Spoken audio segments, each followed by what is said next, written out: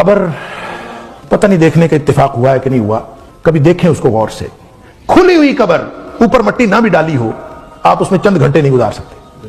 तो ऊपर मट्टी भी डल जाती है, आदमी मनो मट्टी के नीचे अकेला, अल्लाह अकबर। और फिर उसके में होना क्या है, मोमिन भी हो ना, मोमिन भी जिसको कब्र का अजाब ना भी हो, नबी पाक सल्लल्लाहु अलैहि वसल्लम फरमाए उसको उदासी रहती, वहां कोई दिन तक उदास रहता है। तसव्वुर कितना भयानक है, यहां दुनिया का कोई फैसिलिटेटेड रूम, बेहतरीन उसके अंदर फैसिलिटीज हो, उसके अंदर एक बंदे को बंद कर दिया जाए, लेकिन साथ ये बता दिया जाए कि बस आज के बाद तुम निकल नहीं सकते यहां, तो वो घबराहट से मर जाएगा।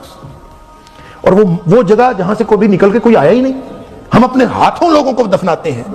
और हमें कभी फिक्र नहीं आई कि मैं जब वहां जाऊंगा तो मेरा क्या बनेगा।